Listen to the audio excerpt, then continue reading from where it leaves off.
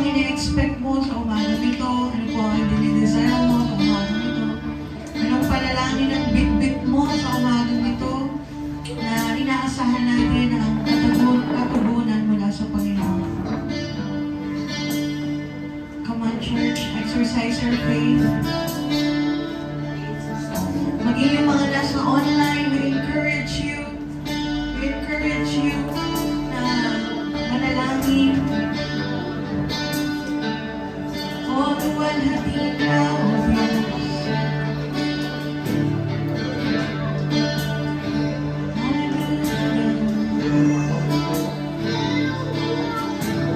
Yes, God. Yes, Lord. Aming Diyos, aming Ama, sa aming minamahal na Ama sa langit. Panginoon, maraming pong salamat sa kalakasan, sa buhay na ibinigay niyo po sa amin uli ngayong umaga. Salamat po dahil iningatan po kami, nipulit po ang anghel ang nag-iingat sa amin, nagbabantay sa amin, Panginoon, sa aming pag-ibig hanggang sa pag-iisip pa lang sa umaga. Salamat po dahil ang iyong mercy ay new every morning. Salamat because your grace is sufficient, laging sapat ang biyaya mo sa aming mga buhay. Lord, sa umagang ito, we humble ourselves before you, O God. Lord, we surrender everything to you, Panginoon, sa umaga. Ang aming mga problema, itinataas po namin sa iyo. Ang mga pressure, ang anxiety, Lord God, ang mga sakit, Lord God, aming po itinataas sa iyo. At naniniwala kami, Panginoon, sa kapangyarihan ng iyong mga salita. Na kami yung pagagalihin, bibigyan ng kapayapaan, bibigyan ng kalakasan, pagkakalooban ng breakthrough, God. At kami magtatagumpay dahil ang aming Diyos ay tagumpay, Panginoon, sa lahat ng bagay, O Diyos. Lord, sa umaga nito, hingin po namin pag-ingat po sa mga kasamahan po namin mula pa dito. Natanong po ang bawat isa, Panginoon. Maging ang mga kasamahan namin sa online, Lord God, we pray, Panginoon, na kayo po ang mag-ingat sa kanila. Sa iyo po, namin tinataas ang aming gawain sa pangalan ni Jesus. Amen. Amen. Hallelujah. Ako po'y magbabasa ng isang magandang talata sa Biblia. Sa Santiago. Sabi dito, mga kapatid, magalak kayo kapag kayo'y dumaranas ng iba't ibang uri ng pagsubok. Dapat niyong malaman na nagiging matatag ang inyong pananampalataya sa pamamagitan ng pagsubok. Verse 12, pinagpala ang taong nananatiling tapat sa kabila ng pagsubok, sapagkat matapos nang malampasan ang pagsubok, tatanggap siya ng gantimpala ng buhay na ipinangako ng Panginoon sa mga umiibig sa Kanya. Sino po dito ang umiibig sa Panginoon? Sino po dito yung nagtitiwala sa Diyos kahit na ang dami-daming problema? Ang dami na natin iniyak sa Panginoon, pero Lord, kahit na sumatan kami, magtitiwala pa rin kami sa iyo, O Diyos. Kaya kami na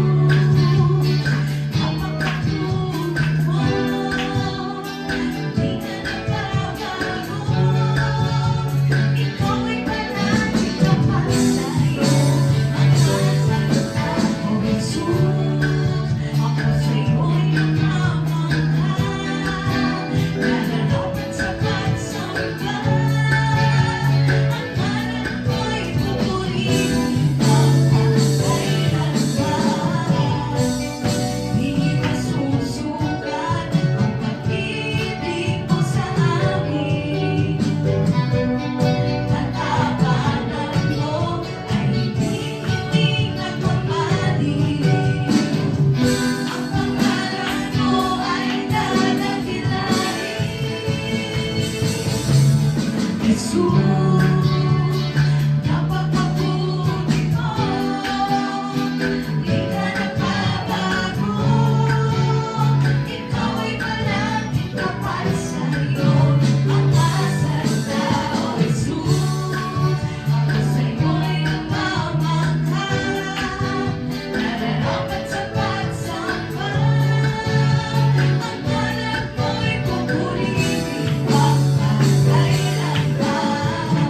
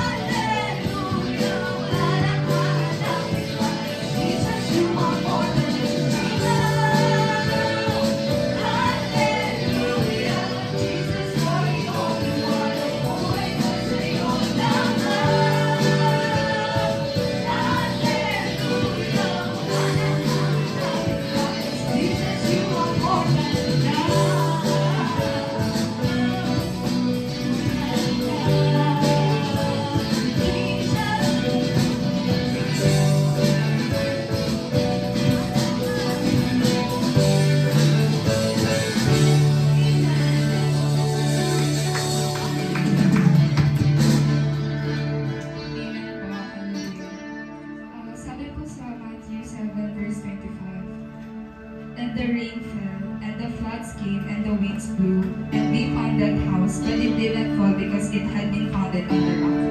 Yung bahay po na tinutukoy dito, para po tayo po, sa kabila po ng pagsubok, yung mga hangin po na dumarating sa buhay natin, yung mga baha po ng pagsubok sa buhay po natin, patuloy pa rin po tayo nakatayo. Nanatili pa rin po tayo nakatayo. Dito pa rin po tayo at sumasamba pa rin po sa Panginoon. At sabi po dito, yung bato daw po kasi daw po yung bahay daw po nakatayo daw po sa bato. Ang ibig sabihin po nun, si Jesus po yung bato po sa buhay po natin. Nasa kabila po ng pagsubok, siya po yung bibigay sa atin ng strength, ng kalakasan po para patuloy po tayong maging matibay po sa buhay po.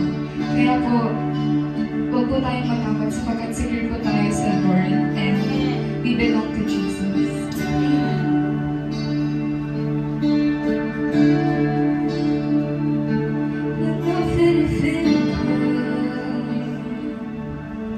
I won't run away, even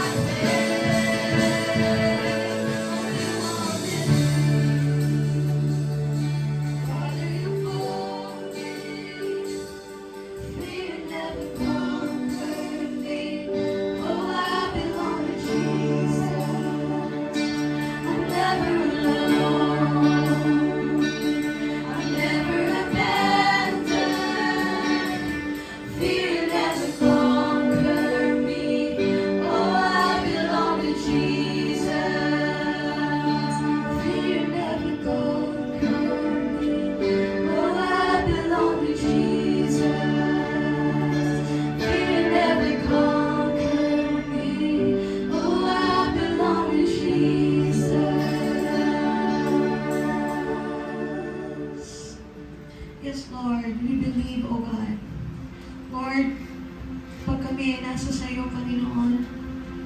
Lord, kahit may mga unos, Panginoon, na hindi makakahigit sa paniniwala namin, lagi ka namin kasama sa lahat ng oras at sa lahat ng panahon. I encourage you, church, to speak Jesus in your situation right now, in your family, in your personal life, in your loved ones, in every situation. Let us surrender it all to the Lord. Hallelujah.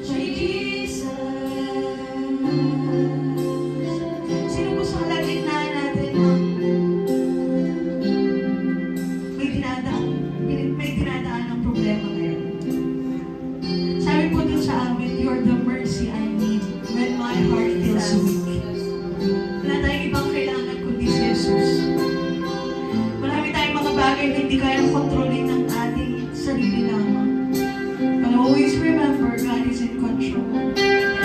Pwede bang kantahin ulit natin yun as a sign of surrender sa Panginoon? He said, "You're the mercy I need." Come on, sing it, church. My heart feels weak. You I find We peace. need you, Jesus. You're the mercy. You're the mercy I need when my heart feels weak. In you I find peace, my Jesus, Jesus, My Jesus, my Jesus, my Jesus, my Jesus. Oh, thank you, Jesus Christ. Panginoon, salamat po, Panginoon, sa presensya mo sa aming kalagitnaan. Even the Holy Spirit, you're always welcome. You're free to move, free to touch your people, the hearts of your people, Lord. Maraming po salamat sa iyo po, kapurihan. Walang pagdakila sa pangalan ni Jesus. Amen and amen. Nakakaupo na po tayo lahat. Amen. Yan. So, dako na po tayo sa ating pong tithes and offering. And sabi po sa Lucas chapter 6 verse 38, sabi po dito, magbigay kayo at kayo bibigyan din. Hustong takal, siksik, liglig at umaapaw pa ang ibibigay sa inyo. Sapagkat ang panukat na ginagamit ninyo sa iba ay siya rin gagamitin panukat sa inyo. Ayan. So, dito po, patuloy po tayong tinuturuan ng Lord na patuloy po natin ipagkatiwala ang ating pong kaloob at handog para sa Kanya. Alam ko po, hindi rin po ganun kadali ang buhay ngayon dahil po syempre po tumataas din po ang mga bilihin, marami tayong mga pangangailangan, marami pong mga struggle when it comes to finances. Pero ang Lord po, patuloy po tayong tinuturuan na magtiwala sa Kanya. Amen po ba? Na kahit po sa ganitong paraan ng ating pong pagbibigay sa ating pong Panginoon ay maipakita po natin yung ating pong pagmamahal at patuloy na pagtitiwala sa ating Diyos. At siya nga rin po ang nagsabi sa Kanya pong pangako na siya po ang magbibigay sa atin ng gustong takal, siksik, liglig at umaapaw. Naniniwala po ba tayo na ang ating Panginoon ay ang ating good provider? Amen. Wala pong araw na hindi niya tayo pinabayaan. Hindi ba po sa pinansyal, pero wala pong araw na hindi tayo nang binigyan ng kalakasan. Di ba po, kumakain tayo, at higit sa lahat, patuloy tayo nagkakaroon ng opportunity para ibigay sa Kanya yung nararapat na papuri para sa ating Panginoon. At yung ating pong pagbibigay, ito rin po ay isang act of worship natin para po sa ating Panginoon. Kaya ibigay lamang po natin nararapat para sa Kanya. At patuloy natin panghawakan ng pangako ng Panginoon sa buhay ng bawat isa sa atin. Amen po ba? Amen. Sige po, tayo po'y manalangin. Aming Diyos, aming Panginoon, maraming salamat po sa umagang ito na inyo pong pinagkaloob sa amin. Salamat po sa buhay ng bawat isa sa amin ngayon na narito, Panginoon. Pagpalain mo po ang aming handog at kaloob ngayong pong umagang ito at patuloy na naniniwala kami, Panginoon, sa iyo pong mga pangako that you are our good provider, Panginoon. Hindi lamang sa pangailangan namin financial, kundi Panginoon, pati sa lahat ng aspeto ng aming pong mga buhay, Panginoon. Ikaw ang aming good provider, Panginoon. Kaya salamat po, Panginoon. Bless mo po ang bawat isa sa amin. Ikaw siyang malakil at maluwalhati sa lahat. Sa pangalan ni Jesus, Amen. Buksan po natin ang ating mga Biblia sa Aklat ng Pilipos, Kapitulo 4, talatang 4 hanggang 8. Magalak kayong lagi sa Panginoon, inuulit ko, magalak kayo. Ipadama ninyo sa lahat ang inyong kabutihang loob. Malapit nang dumating ang Panginoon. Huwag kayong mabilis sa tungkol sa anumang bagay, sa halip. Hingin ninyo sa Diyos ang lahat ng inyong kailangan. Sa pamamagitan ng panalangin may pasasalamat. At ang kapayapaan ng Diyos na hindi kayang maunawaan ng tao ang siyang mag-iingat sa inyong puso at pag-iisip dahil sa inyong pakikipag-isa kay Kristo Jesus. Bilang pagtatapos, mga kapatid, lagi ninyong isaisip ang mga bagay ng karapat-dapat at kapuri-puri. Mga bagay na totoo, marangal, matuwid, malinis, kaibig-ibig at kagalang-galang. Pero di mo sila pinagod. Amen. Wala po si Tatay Pastor. Ang nandito po ang anak ng pastor. Amen. Palakpakan natin ang Panginoon. Mabuhay. Amen. Tayo, pray tayo. Panginoon, nagpapasalamat po kami sa umagang ito sapagkat ang biyaya mo, pagpapala mo, pabor mo ay binigay mo sa amin sa pamamagitan ng Espiritu Santo. Salamat po Panginoon sa buhay ng bawat isang naririto, even sa online. Patuloy niyo po silang abutin ng iyong mga salita. At ikaw po Panginoon ang siyang manguna at magpaunawa sa kanila upang makamit po nila Panginoon yung revelation na inihintay po nila sa kanilang mga buhay. Maraming salamat po Panginoon sa mga pamilyang nandito, Panginoon, sa mga hindi namin nakasama dito, Panginoon, patuloy niyo po silang i-bless at patuloy niyo po silang pagpalain, Panginoon, sa mga oras na ito. Maraming salamat po sa iyo po lahat ng papulit pagsamba sa pangalan ni Kristo Jesus. Amen. Makakaupo na po tayo, palakpakan po ulit natin ang Panginoon. Mabuhay. Si Tatay Pastor po ay wala at naimbitahan po sa isang church, kasama niya po si Nanay. Then, salamat po sa Panginoon dahil kahit wala si Tatay Pastor, patuloy tayong sumasamba sa Panginoon. Hindi po tayo nakatingin sa mga tao o wala si sister, wala si pastor, di ako sisimba, wala si ganito, di ako sisimba, mainit, hindi ako sisimba. Amen? Lahat po tayo ay biniles ng Panginoon sa mga nagdaang araw, sa mga nagdaang linggo. Salamat din po sa team na simula umaga pa nandito na. Alam ko, pagod na kayo, antok na kayo, pero kailangan natin gawin to dahil ang Diyos ang magbibigay ng pagpapala sa ating mga buhay. Amen?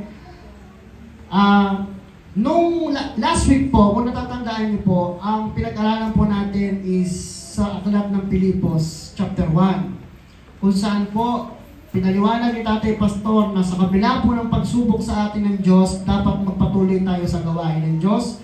Magpatuloy po tayo sa paniniwala ng Diyos. Tatandaan niyo po ba yung sinabi Tatay Pastor patungkol sa aklat ni Hope? Kung saan sinubok siya, kung saan sinubok siya ng Panginoon, tanggalin lahat ng nasa Kanya.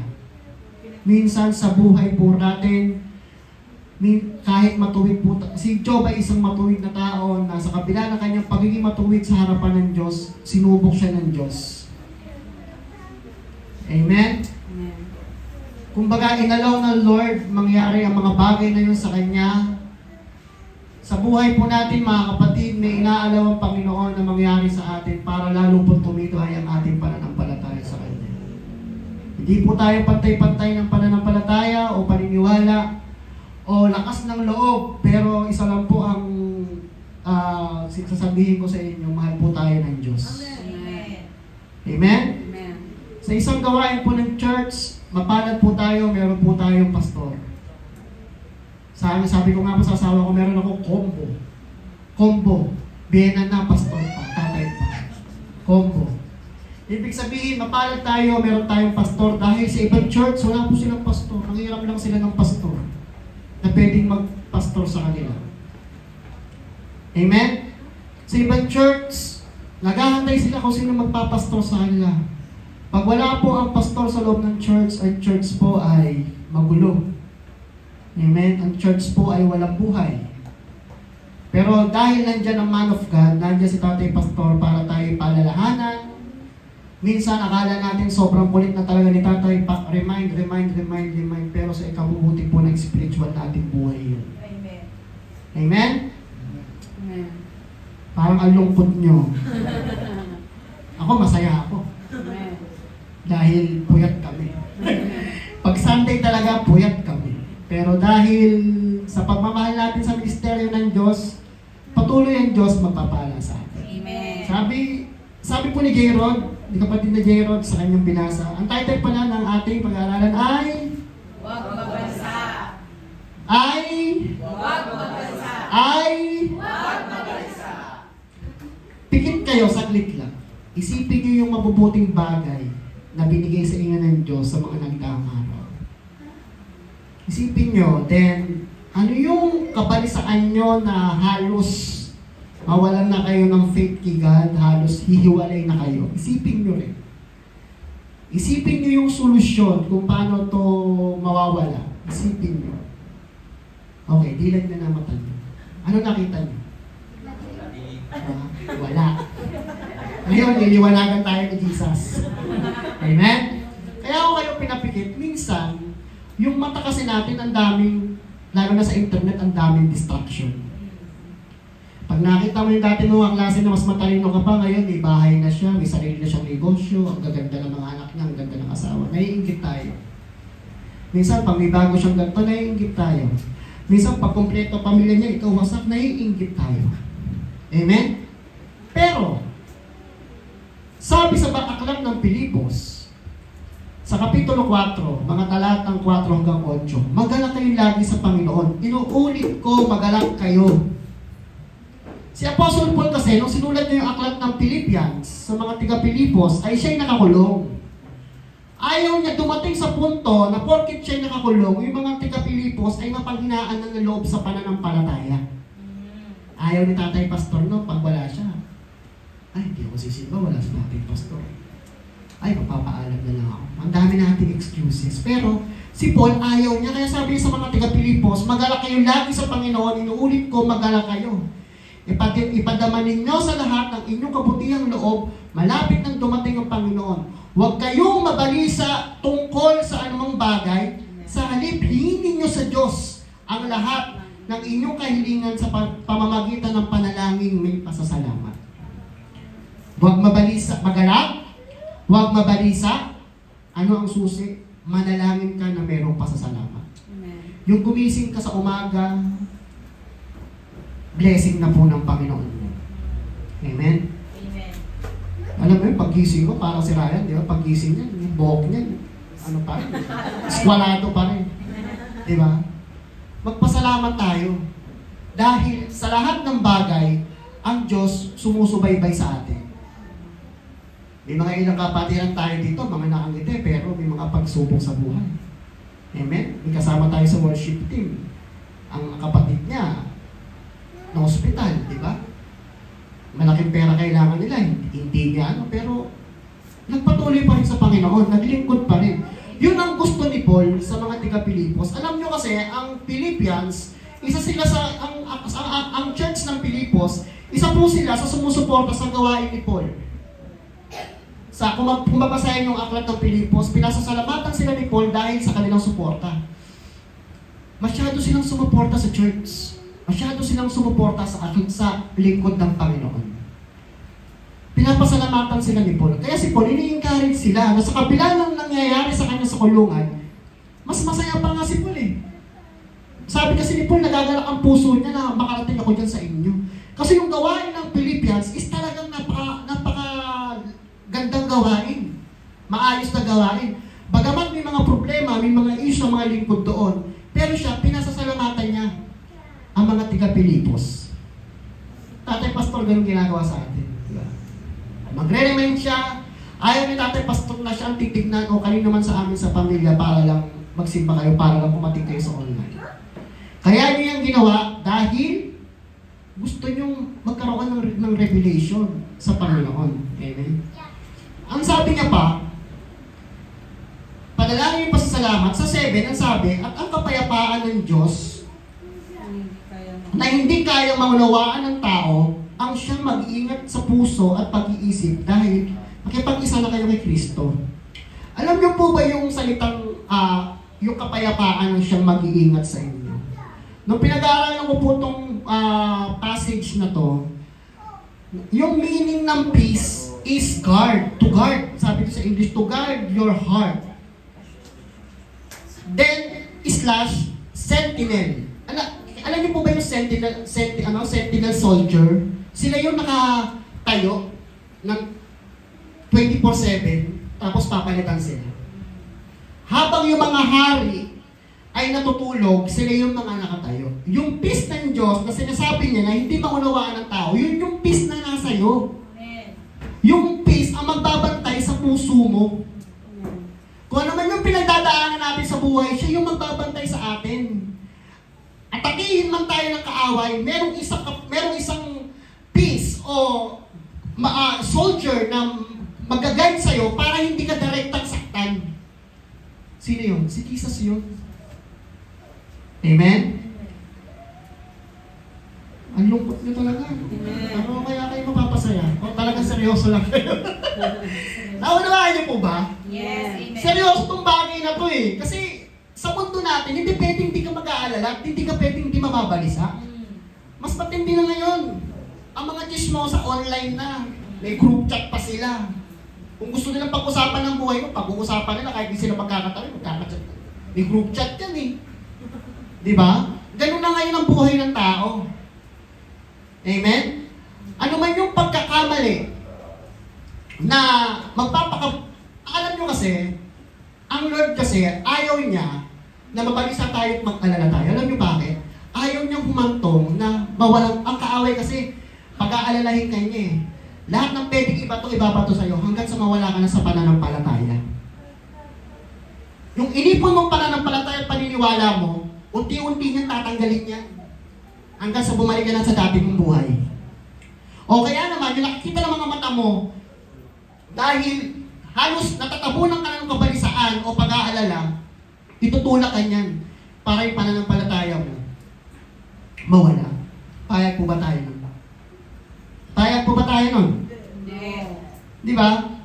Kaya si Paul, in-encourage na mga taga-Philippians na sa kabila ng lahat, huwag kayong mabalisa sa anumang bagay. Ano yung anumang bagay na yon na pwede natin ikabalisa?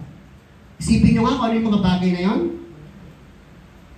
Ito, basahin natin to. Matthew 6:25 hanggang 34. Tulungan niyo po ako sa pagbabasa. Kaya sinasabi ko sa inyo, huwag kayong magsalsa tungkol sa inyong kakainin at sa inyong inumin, upang kayo mabuhay, o kaya tungkol sa susutin ng inyong katawan.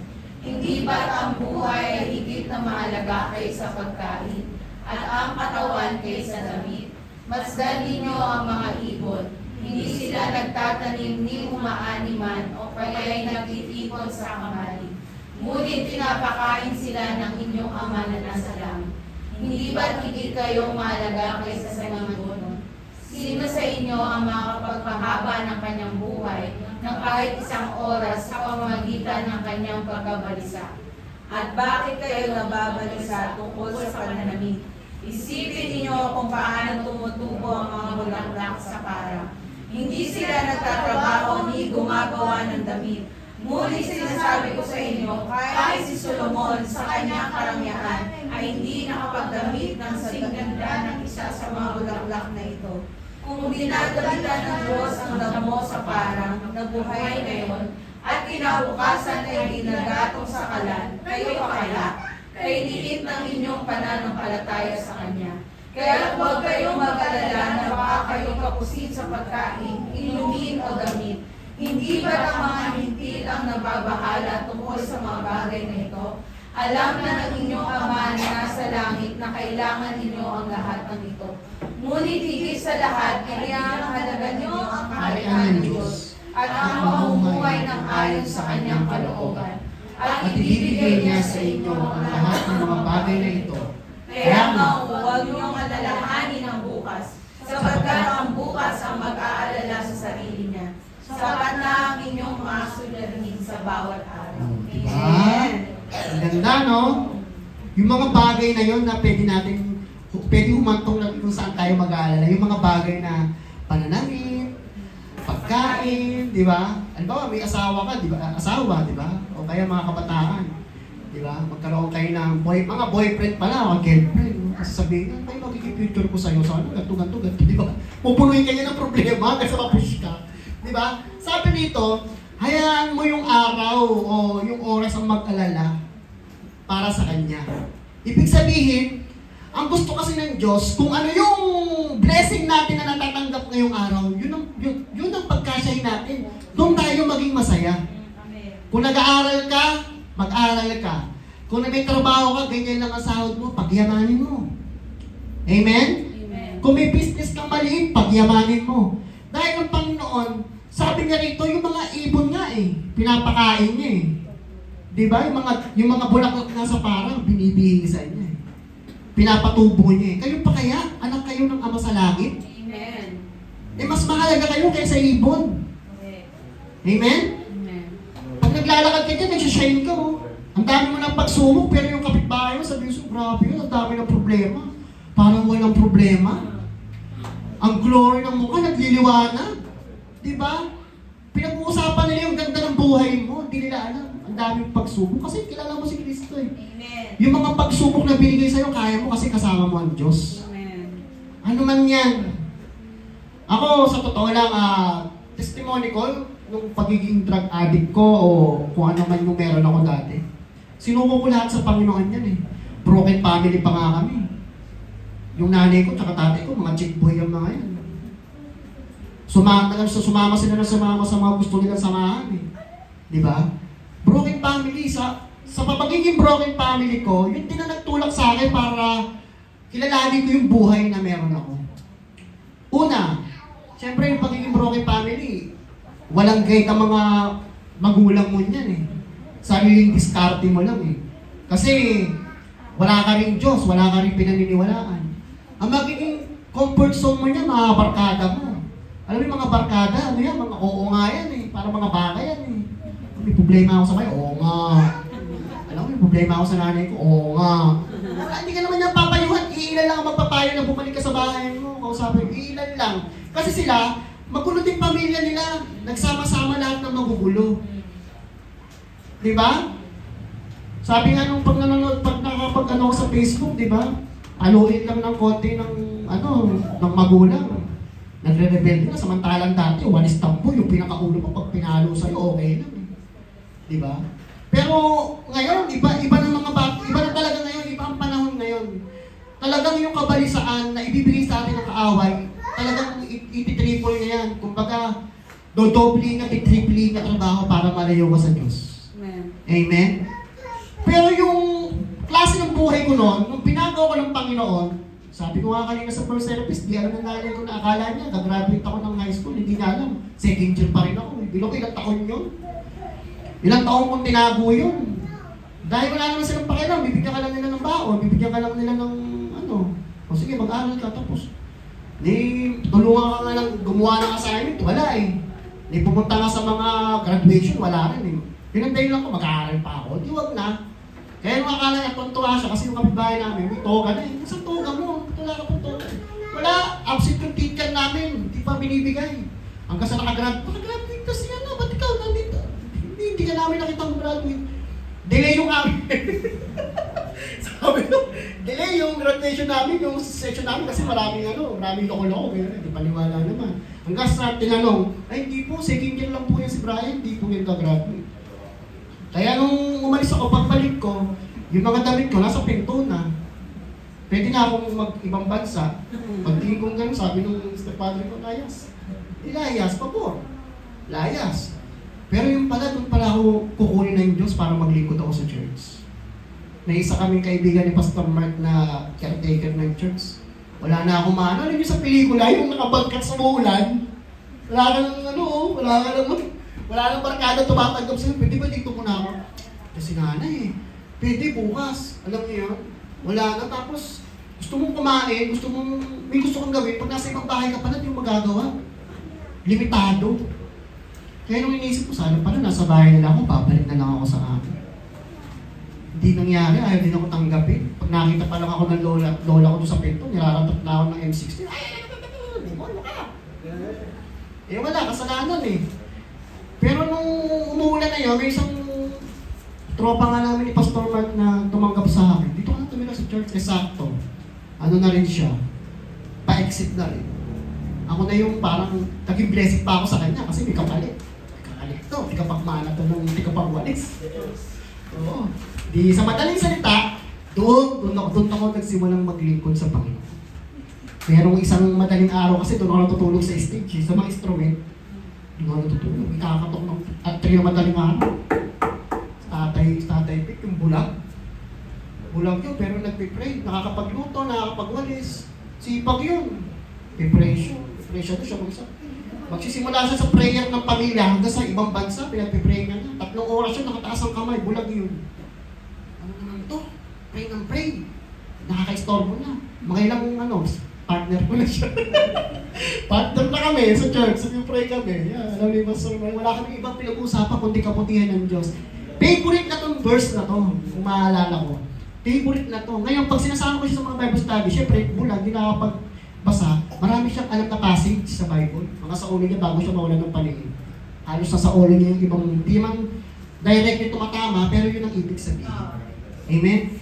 Yun yung klase ng paglilingkod na sa atin, mga kabataan, nanay, tatay, o ano man tayo dito, may kanya-kanyang paggamit sa atin ng Panginoon na kailangan natin gamitin. Amen? Kung ginagamit ka sa music, gamitin mo. Kung ginagamit ka pagbasa dito, pagigihan mo. Kung ginagamit ka maging asya, gamitin mo. Kasi itong mga bagay na to, sabi nga sa ating talata, ito yung mga bagay na to na kahit balisang-balisa ka, malilimutan mo kasi naka-in ka sa gawain ng Panginoon. Amen? Kaya, sabi nga din sa binasa natin sa aklat ng Mateo, di ba? Ang sinasabi niya dyan, ano yung mga dahilan na ipag-aalala mo? Di ba? Tayo naman, pagkabataan ka, basta makahingi ka lang ng baon, wala kang pakialam. Di ba? Baon, baon. Pahing ganito, pahing ganyan. Ang higit na nag-aalala doon, yung magulang, kasi sila ang dumidiskarte.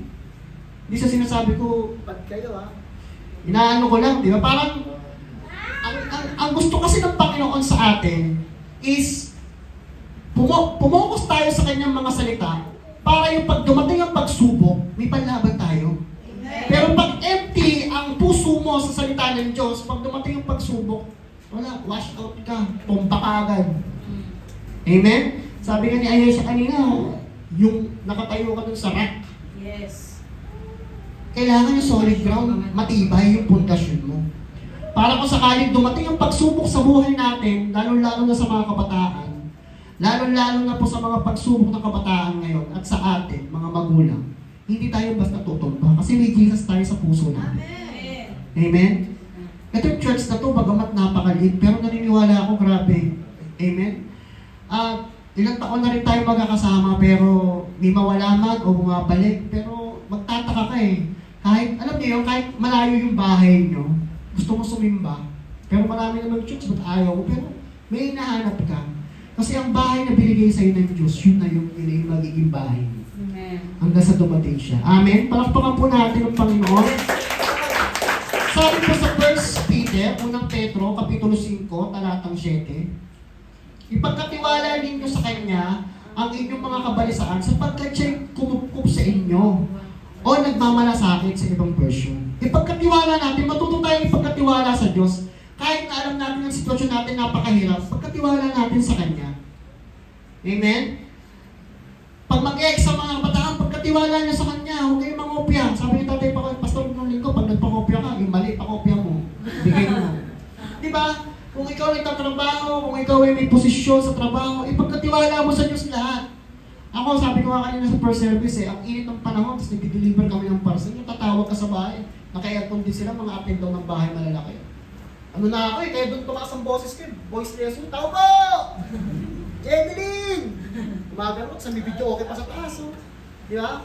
Kumbaga, bago ako umalis ng bahay, nagpipray ako, pagka magdi-deliver na ako, lalo may dala na akong bulky, yung mga di-deliver ko. Ganyan na ako sa motor.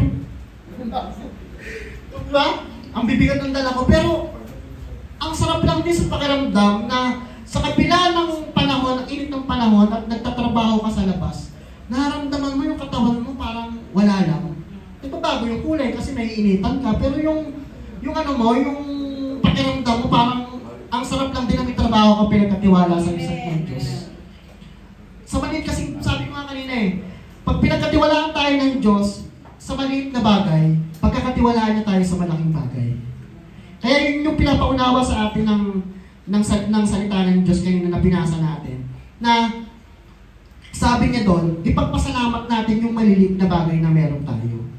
Kung meron kang maliit na pangako sa iyo ang Diyos, pagyamanin mo sa puso mo yung mga pangako na yun.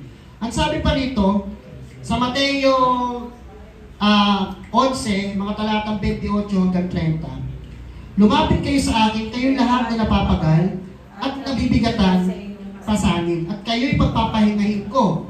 Pasanin ninyo ang aking pamatok at mag-aral kayo sa akin, ako'y maamo at mababang loob, at makakasumpong kayo ng kapahingahan para sa inyong kaluluwa, sapagkat maging hawang dalhin ng aking pamatok at magaang ang pasanin ibibigay ko sa inyo. Yung pamatok po ng Panginoon na yun is ganito. Sa Israel kasi ganyan yung pamatok. Yung nilalagay sa mga kalabaw at baka. Dalawa. Yung right is yung mas old na baka and yung left, yung mas batang isasala. Oh, yung mas strong, it's represent Jesus yung nasa right, tayo yung nasa left. Kaya sabi niya, magaan ang aking pamatok at magaan ang aking pamatok at magpahinga kayo sa akin at matuto. Ibig sabihin, sabay kayong lalakad, sabay kayong tatakbo, sabay kayong mag-aaral. Ibig sabihin, tuturuan ka ni Jesus sa mga dapat mong gawin. Makapagpapahinga ka sa Kanya dahil siya ang magdadrive, susunod ka lang eh. Pero pag nawala ka sa track ng Panginoon, mahihirapan ka talaga. May luck yan oh. Hindi ka basta-basta makakawala dyan. May luck po yan. Dalawa. Pero pagdating sa Pilipino, tinan niyo yung pamatok. Tinan mo. Lalagyan pa ng buko yan, tsaka ng mga bigas. Tapos papalu-paluin pa yan. Diba? Pero sa kanila, iba. Dalawa kayo, kasama mo si Jesus. Hindi ka katulad na mag-iisa ka. Pero yung pamatok na sinasabi ni Jesus, dalawa po yung sa Israel. Kasama mo siya. Amen? Ano man mangyari, sumunod ka lang sa Kanya, matututo ka sa Kanya. Kaya sabi niya sa talata lumapit kayo sa akin, kayo lahat na napapagalat na bibigat. At kung bigat na bigat ka na sa problema mo, lumapit ka na sa Diyos, huwag ka na magpaganong-ganong palapitan mo na, i-grab mo na. I-grab mo na ang salita ng Panginoon. I-grab mo na yung mga bagay na dapat sa Kanya. Amen? Kasi sa buhay natin ngayon, sa panahon ngayon, iba na ang takbo ng Panginoon, kailangan natin ng Diyos sa buhay po natin. Amen. Hindi natin kailangan natin ng emosyon, pero higit, kailangan natin ng salita ng Panginoon. Isang passage, kaya sabi ni Pati Pastor, mag-Bible reading kayo, kasi hindi naman para sa pastor yan eh. Hindi naman para sa pamilya Manalo yan, para sa inyo yan. Sa kayo ilalago nyo yan, para pag dumating may pagsubok sa buhay natin, sinasabi ko nga, meron po tayong panlaban sa mga pagsubok. Amen? Number 1 po, kagalakan sa Panginoon. Yan po yung nasa aklat ng Philippians kanina binasa natin. Kagalakan sa Panginoon. Sabi po sa Habakkuk, chapter 3, verses 17 to 19, bagamat hindi namumunga ang puno ng igos at hindi rin namumunga ang mga ubas, kahit na maantala ang pamumunga ng olibo at walang anihin sa mga bukid. Kahit na mamatay ang lahat ng tupa at mawala ang mga baka sa kulungan, magagalak pa rin ako at magsasaya dahil si Yahweh ang Diyos na magliligtas sa akin. 19. Ang Panginoong Yahweh ang sa akin magpapalakas tulad ng usa. Tiyak ang aking mga hakbang at aalalayan niya ako sa mga kabundukan.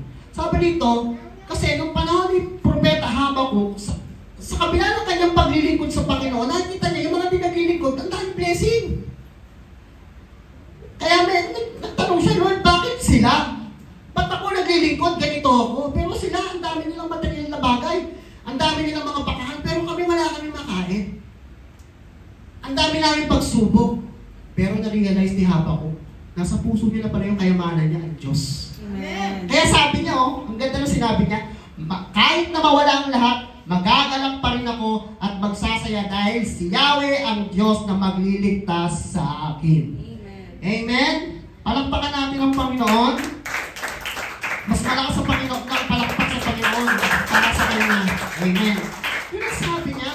Kaya kung naman yung naranasan natin sa buhay, pagkabat nagtatayo tayo sa Panginoon, parte yun ng pagiging tao. Pero huwag natin ilayo ang sarili natin sa salita ng Diyos na mahal na tayo.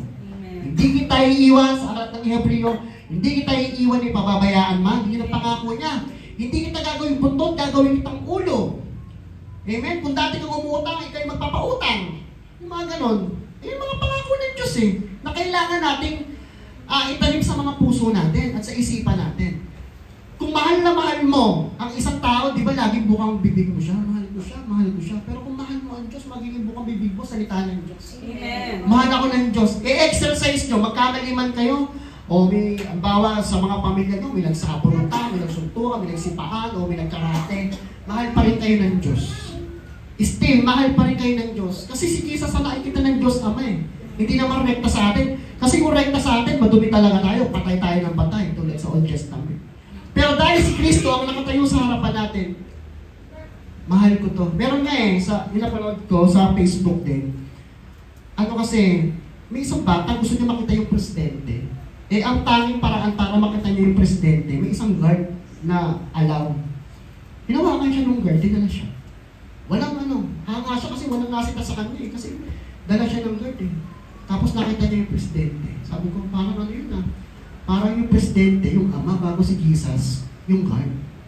Pwede kanyang dalhin sa paanan ng ama para pagpalain ka. Sumunod lang tayo sa kanya. Alam ko, marami tayong kahinaan. Kahit ako, asawa ko, lahat tayo may kahinaan. Pero yung kahinaan na yun, hindi yung magpapalayo sa atin sa Panginoon. Dapat yun ang magpalapit sa atin sa Panginoon. Ano ba sabi ni Habakuk sa 19? Ito, dito ako nagtanong eh.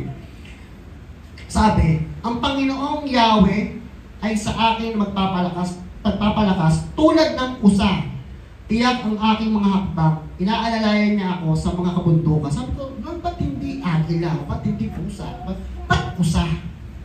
Kasi pag minababasa ako, ito kasi mag-devotion, pag minababasa ako sa Bible na ganyan, ang kulit ng isip ko, parang may something significance na kailangan mong makuha. Bakit usa yun?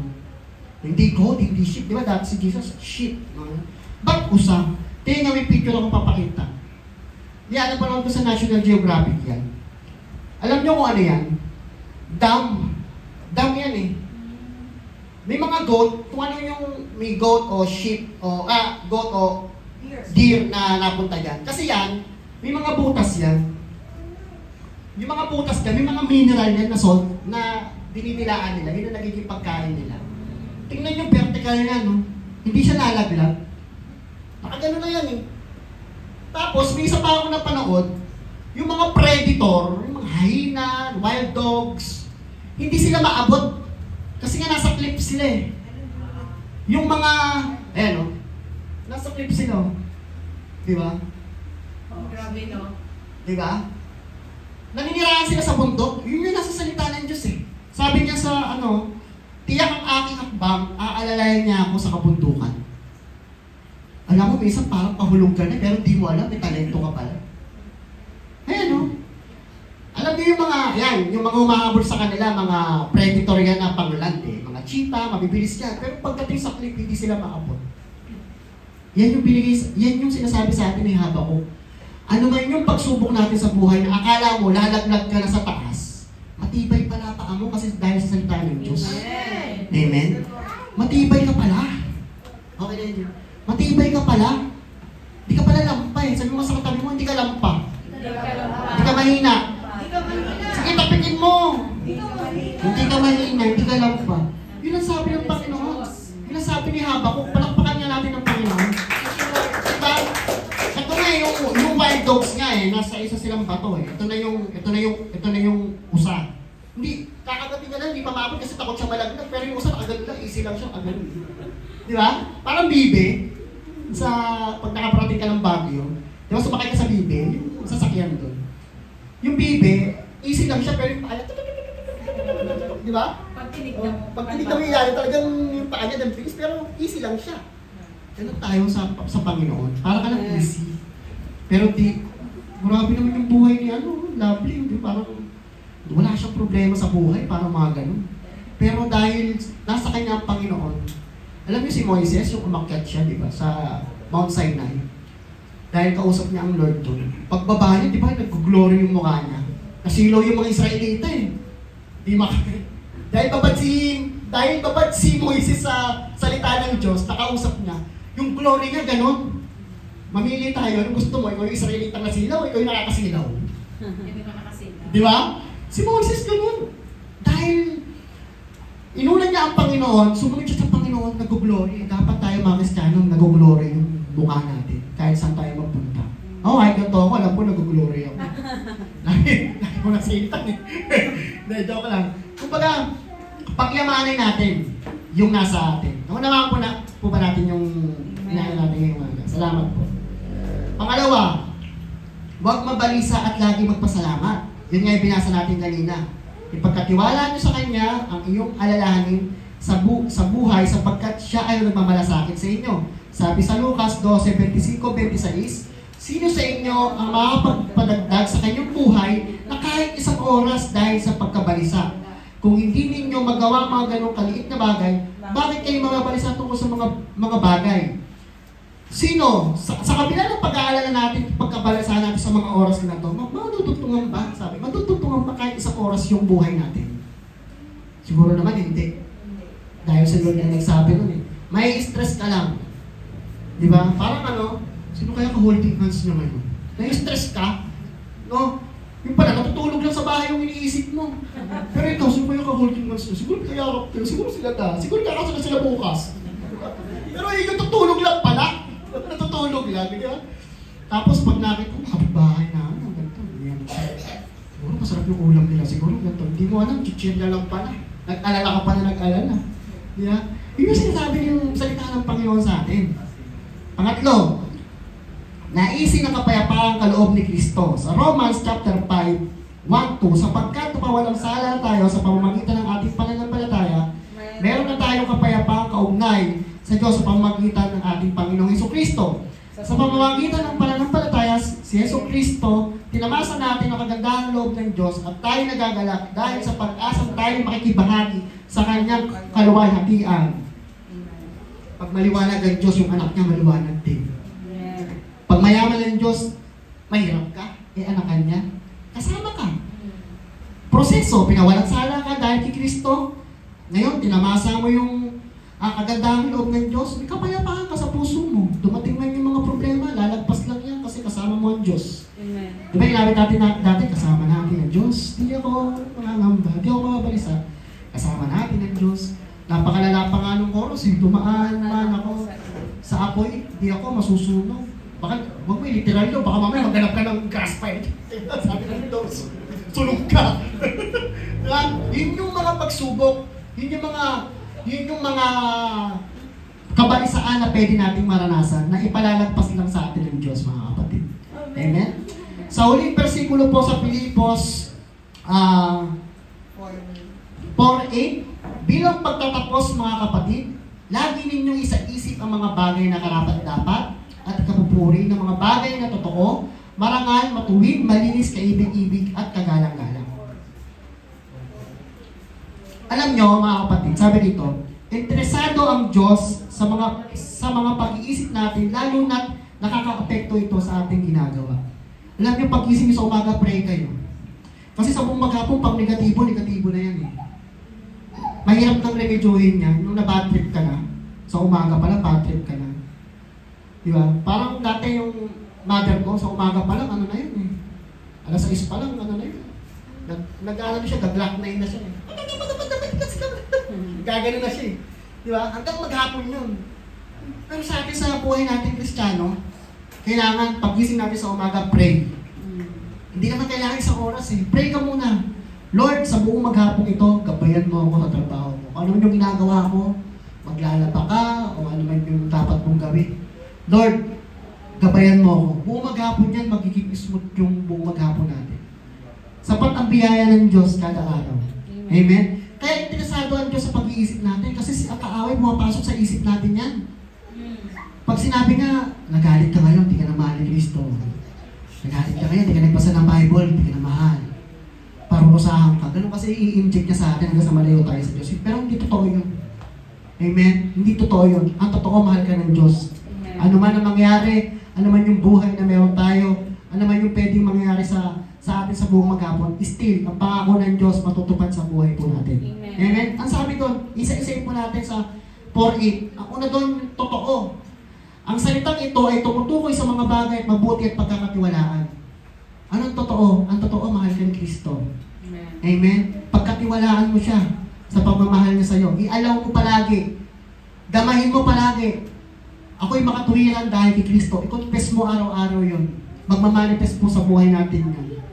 Seryosong kaisipan, ang mga salitang ito ay tumutukoy sa mga bagay na talagang mahalaga. Anong mahalaga? Salita ng Diyos, pag-ibig ng Diyos sa buhay po natin. Ano pang mahalaga? Sumunod tayo sa Kanya. Ano bang kaisipan na pwede natin seryosohin? Mga salita niya, mga pangako na seryosohin po natin sa buhay po natin. Pangatlo, matuwid. Ang salitang ito ay tumutukoy sa mga iniisip at ginagawa natin na ikakaabot sa pamantayan ng Diyos kung anong tama o hindi sa atin. Kung alam natin itong bagay na ito magpapalayo sa atin sa Panginoon, i-break mo na, tanggalin mo na. Pag alam mo, madidesisyon mo naman yun kung para sa Diyos o hindi tanggalin mo na dahil pag tinanggal mo ang isang bagay na para sa Diyos, yung sa Kanya ibibigay niya naman sa'yo. Yung para sa'yo naman. Amen? Tinanggal mo Di ba nga sa atin sa worship team, si Sister Loy, may tinanggal siya isang bagay, pero naniniwala siya, may ibabalik sa Kanya ang Panginoon. Dahil hindi na karapat-dapat sa harapan ng Panginoon. Amen? Malinis. Ang salitang ito'y tumutukoy sa mga kaisipan at motibo na dalisay at banal. Malinis? Nilinis tayo ng Panginoong Jesucristo, dapat mag-isip tayo ng malinis. Amen? Sa kapwa natin, pag tayo mag-pray, ipag-pray natin siya, kung ano man yung mga pinagdadaanan natin sa buhay, sa mga kapwa natin, ipag-pray natin siya. Kaibig-ibig, ang salitang ito ay tumutukoy sa mga bagay na kahaya-haya, na tutulong sa atin na makadama ng pag-ibig sa halip na puot. Kung may gagagalit tayo, ang Diyos ay pag-ibig. Siya ang unang nagmahal sa atin, dapat ibalik natin yung pagmamahal sa Kanya. Amen? Amen. Marangal, ang salitang ito ay tumutukoy sa mga bagay na tumutulong para lalo pang magkaroon ng magandang reputasyon. Ano yung marangal na yun? Yung testimony mo, alagaan mo dahil sa reputasyon na meron ka sa harapan ng Diyos. Amen. Pag ikay Kristiyano, huwag ka na makikita na dapat nag-iinom o anuman bisyo na meron ka. Kung meron pang bisyo, unti-unti pag-pray mo matatanggal yan. Kasi hindi naman talaga kaya ng isang tao tanggalin yan Hindi agad-agad yan. Nakakilala ka ngayon, kinabukasan, ano ka na? Kristiyano ako. Kristiyano ako. Wala kang bisyo ngayon. Pero isang pitik mo na, laglag. Diba? May mga ganun Mabuti. Ang salitang ito ay tumutukoy sa mga bagay na nakakaabot sa pamantayan ng Diyos. Pagdating sa imoralidad, sa mga bagay na talagang napakabuti. Anong mabuti? Gumawa ka ng mabuti sa kapwa mo. Gumawa tayo ng mabuti sa kapatiran natin. I-encourage natin ang mga kapatiran natin. Ano pang mabuti? Mag-devotion tayo. Ano pang mabuti? Dalahin natin ang pag-ibig ng Diyos sa buhay po natin. Kapuri-puri. Ang salitang ito ay tumutukoy sa mga bagay na karapat-dapat bigyan ng papuri lalo na sa paningin ng Diyos. Kasama na rito mga kapurihan, mga bagay na ginagawa ng Diyos na dapat pag-isipan ng mga tao. Ito yung mga praises natin tuwing nagte-thanksgiving tayo. Amen? Pag pinagkatiwalaan tayo ng Diyos sa papuri natin o praises natin na maliit, kinabukasan pagkakatiwalaan tayo sa mas malaki. Lahat na pinag-aralan po natin ngayon, sa isip po lahat magsisimula. Kung gusto mo mamili ka, kung gusto mo mabalisa, choice mo mabalisa. Maghapon ka o buong buhay ka mo problema. Pero kung ayaw mabalisa, kasama mo ang Diyos, ibigin mo ang Diyos, iibigin ka ng Diyos, mahal tayo ng Diyos, pagpapalain tayo ng Diyos. Ano man yung hilingin natin sa Kanya, ibibigay sa atin ng Panginoon. Amen? Amen. Naunawaan niyo po ba? Kaya sabi ni Apostol Paul, huwag tayo mabalisa sa anumang bagay. Sa halip, hingin natin sa Diyos ang lahat ng ating kailangan sa pamamagitan ng panalangin may pasasalamat. Sa pamamagitan ng panalangin may pasasalamat. Amen. Always pray mga kapatid sa lahat ng bagay. Kikilos tayo, mag-decision tayo, mag-pray tayo sa Panginoon. Amen. Sa ibang tao, corny, pangit, o ano man tawag nila. Pero sa atin, napakahalaga ng prayer sa buhay po natin. Konting pagpapasalamat, konting pagsamba sa Panginoon, konting kanta, konting pray, pagyayamanin po tayo ng Panginoon. Amen? Amen. Pakalipod niyo pa. Amen. Hallelujah. Purihin po ang Panginoon. Nakakatayo na po tayo sa Panginoon. Pipray po tayo. Amen. Hallelujah. Lord, salamat po sa biyaya mo sa buhay ng bawat isa.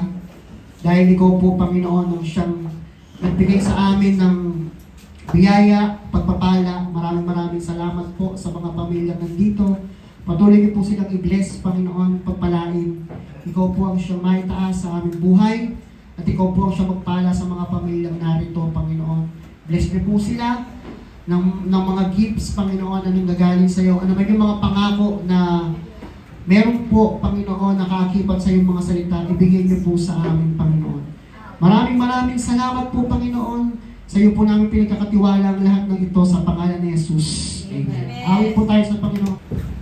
Sige, kantayin po natin yung I Belong to Jesus. Ano yung kantang yun? Ang ganda-ganda. Sabi niya, when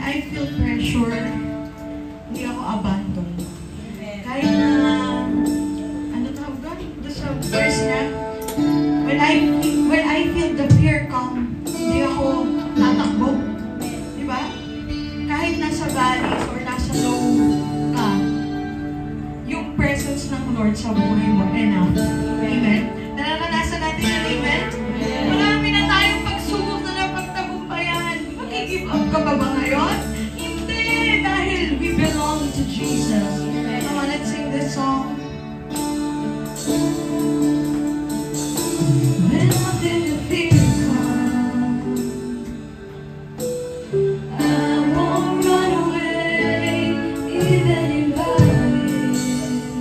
This God. Your presence is enough when I feel the shaking. Oh, I will stand my ground. Your presence is enough. You are with me. Father, you for me. Fear never conquered. Bakit You you belong belong to to Jesus? Jesus. Di ka nag-iisa, kapatid.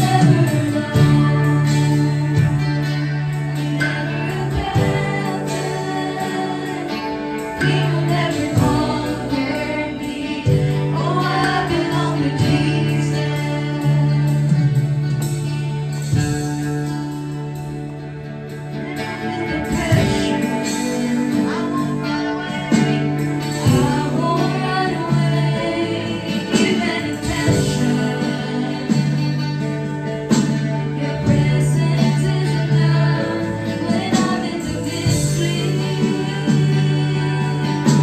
Oh, I will stand my ground. Say it, your presence is enough. You are with me. Kailan man hindi tayo mababayaan ng ating Panginoon. You for me. You never conquer me.